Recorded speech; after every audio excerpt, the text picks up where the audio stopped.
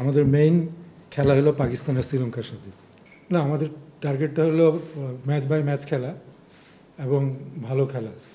আমাদের সাথে 2টা ম্যাচ আছে, যেহেতু 50-50 চান্স আছে আমাদের হলো পাকিস্তান এবং শ্রীলঙ্কা। এছাড়া অন্যান্য টিমের সাথেও কাউকে আমরা বড় করে দেখছি না। আমরা আমাদের 100% চেষ্টা করব, প্রত্যেকটা ম্যাচ জেতার জন্যই খেলব।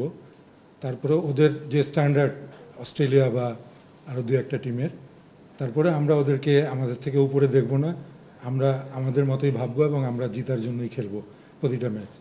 লাস্ট ওয়ার্ল্ড কাপে আমরা পাকিস্তানকে হারাইছি, আমরা এবার চাই আরও কয়েকটা ম্যাচ জেতার জন্য আমরা যাচ্ছি আর কি। সুমনার ব্যাপারে আমরাও এটা নিয়ে আমাদের কোচিং স্টাফ থেকে আরম্ভ করে ক্যাপ্টেনও ছিল, আমাদের অনেক দিন লাগছে এই ডিসিশনটা নিতে। পাকিস্তানের সাথে আমরা যখন ওইখানে খেলি ওয়ার্ল্ড কাপে, তখন ওদের লেফটি ব্যাটসম্যানটা নট আউট ছিল। সেই সময় ক্যাপ্টেন যখন সুমনাকে বল করতে বলে, সুমনা বল করে না। Walton switch, stylish and elegant.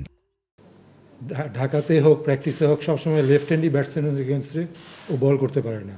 আমাদের মেইন খেলা হলো পাকিস্তান আর শ্রীলঙ্কার সাথে। আমাদের একটা অফ স্পিনার লাগবে যে লেফটিরে বল করতে পারে, জাস্ট এই লেফটিকে বল করতে পারে। আর যেই অফ স্পিনারকে নেওয়া হয়েছে, তার অ্যাকুরেসি, তার থিঙ্কিং, তার সাহস অন্যরকম। অ্যাকুরেসি অনেক বেটার তার থেকে, সেটা রাইটি হোক লেফটি হোক। তো সেই চিন্তা করে আমরা সুমনা বাদ পড়ে। সুমনা কোনো পারফরমেন্সের কারণে বাদ পড়ে না, আমাদের টিমের ডিমান্ডের উপর বাদ পড়ছে। আমরা অনেক চেষ্টা করছি রাখার জন্য, কি অনেক দিন ধরে আমরা সিলেকশনের খালি একটা জায়গা আটকে ছিল আমাদের। আমি একটু এক্সাম্পল দিলে বুঝবো। আমরা 4টা ম্যাচ খেলি বিকেএসপিতে, 4টাই হারি। একটা টাই করছিলাম, ওইটাও হারছিলাম। আমরা সিলেটে যে 2টা ম্যাচ খেলি ওদের সাথে, প্রথম ম্যাচটা আমরা জিতি, দ্বিতীয় ম্যাচটা আমরা হারি।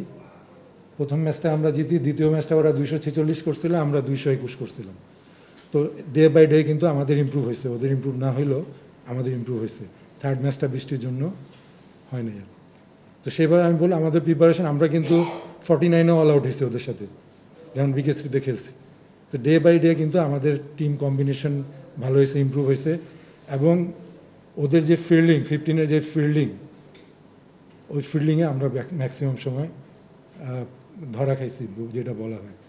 ওদের ফিল্ডিং এক্সট্রাঅর্ডিনারি ছিল, বোলিংও ভালো, ব্যাটিং মোটামুটি। ব্যাটিং আমরা ওদের আটকাতে পারবো, কিন্তু ফিল্ডিং এবং বোলিং ওদের এক্সট্রাঅর্ডিনারি ছিল।